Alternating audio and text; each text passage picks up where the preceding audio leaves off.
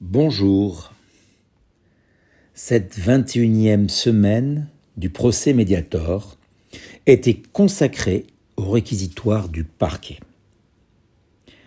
Les avocats généraux, représentant le ministère public, ont durant 2 jours présenté leur réquisitoire. Lors de leur passionnante plaidoirie, ils ont dû reprendre l'histoire du Mediator, plus précisément l'histoire chaotique d'un poison, je cite. Les avocats généraux ont rappelé qu'il ne s'agissait pas du procès des laboratoires pharmaceutiques, ni de l'argent, mais bien du Mediator, des laboratoires Servier et de M. Seta. Ils ont aussi rappelé votre calvaire judiciaire et votre souffrance quotidienne. Non seulement les laboratoires ne vous ont pas soigné, mais bien au contraire, ils vous ont empoisonné. Les avocats généraux ont reproché au laboratoire Servier de ne pas avoir saisi l'occasion pour s'excuser sincèrement, en reconnaissant enfin et surtout leur responsabilité. Il a été souligné la détestable attitude de M. Seta tout au long du procès, faisant preuve d'une arrogance sans pareille. Les avocats généraux ont donc demandé à la Cour de condamner les laboratoires Servier et M. Seta pour tromperie aggravée, escroquerie, blessure et homicide involontaire. Puis est venu le moment tant attendu par nous tous, les peines réclamées. Cependant, pour éviter toute confusion, il me semble important de vous rappeler le rôle du ministère public que représentent les avocats généraux. Alors, déjà, il faut quand même se rappeler que les avocats généraux ne sont pas des avocats, mais des magistrats du parquet. En fait, ils sont les représentants de la société. Ils agissent dans l'intérêt de notre société. Et ils proposent à la Cour une condamnation des prévenus. La Cour décidera, soit en condamnant à la hauteur du réquisitoire, ou bien en condamnant plus sévèrement, ou avec plus d'indulgence. La Cour est libre dans sa décision, bien évidemment. Je vous rappelle que le réquisitoire du parquet en première instance, donc soutenu devant le tribunal correctionnel, était de 5 ans d'emprisonnement, dont 2 avec sursis et 200 000 € d'amende pour M. Seta, et pour l'ensemble des entités des sociétés Servier, une amende de 8 200 000 €.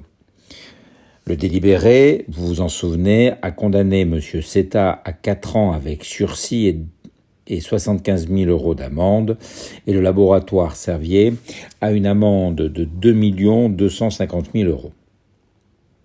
Aujourd'hui, les avocats généraux ont requis plus sévèrement, et j'en suis ravi.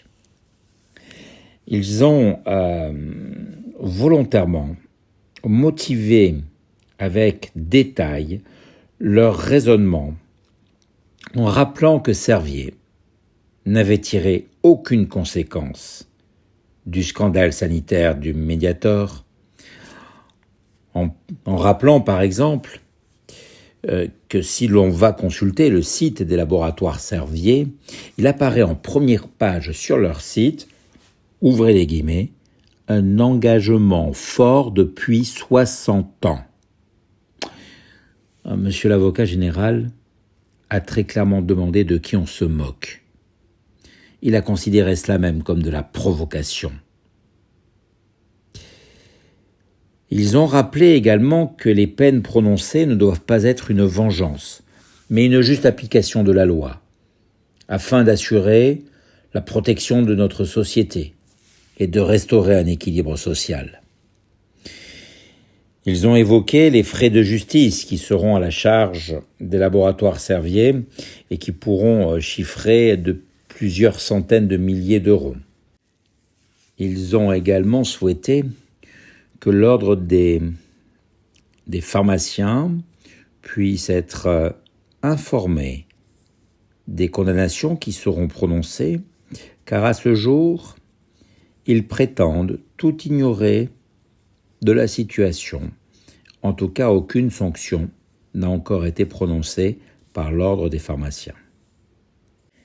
Ils ont requis,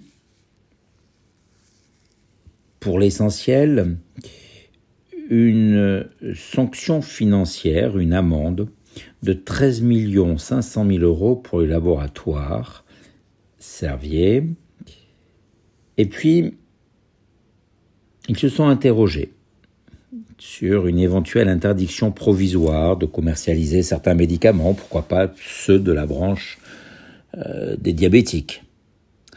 Mais les avocats généraux ont considéré que cela porterait atteinte aux salariés de l'entreprise, qui, à leur sens, et je pense qu'ils ont raison, ne sont en rien responsables de la politique des laboratoires Servier et de M. Seta. Ils ont réfléchi différemment.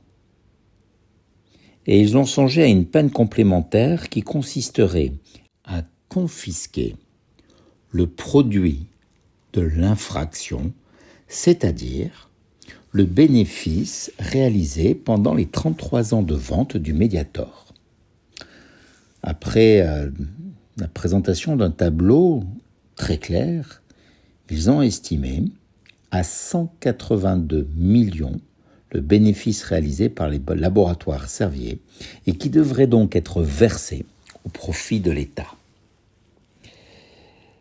C'est une nouvelle peine qui n'avait pas été envisagée en première instance, non négligeable et d'une parfaite logique.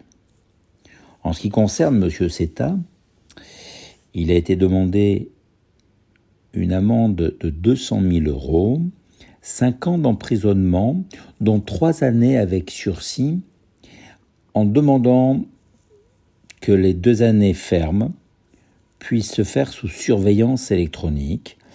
Les avocats généraux ont rappelé qu'un bracelet électronique est tout de même une lourde contrainte, qu'il n'est pas possible de sortir de chez soi comme il vous plaît, et qu'il semblait que c'était une peine adaptée à la situation de M. Seta. Je ne vous cache pas qu'un emprisonnement ferme paraît tout aussi cohérent et sans qu'il soit nécessaire de l'aménager de quelque manière que ce soit. Mais ça, bien évidemment, ce n'est que mon avis personnel. Il a également été demandé une interdiction de vote et d'éligibilité d'une durée de 5 ans, avec en plus des peines complémentaires d'affichage dans 2 presses écrites, Le Monde et Le Figaro, qui devront communiquer sur la condamnation des laboratoires et de M. Seta pendant 5 jours de suite en première page.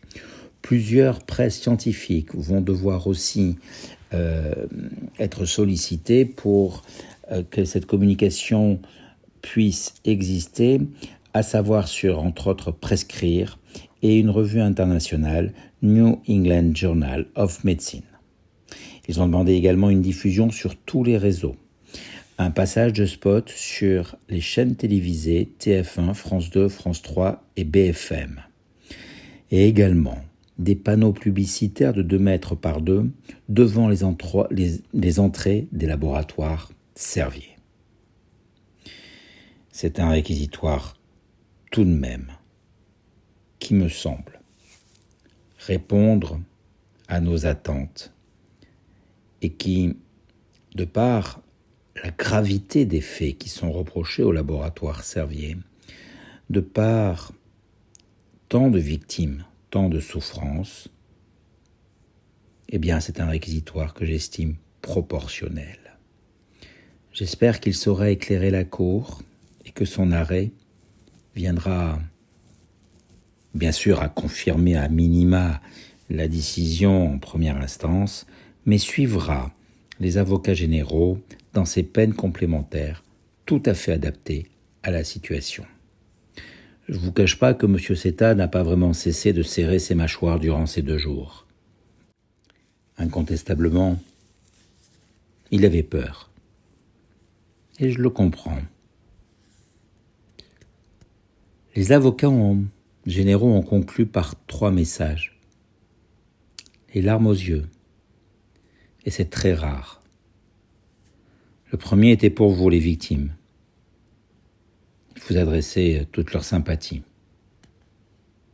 Et il voulait plus particulièrement remercier toutes les victimes présentes aux audiences ou qui sont venues témoigner et qui ont, par des petits gestes, des sourires, des mots doux, apporté un grand réconfort aux avocats généraux.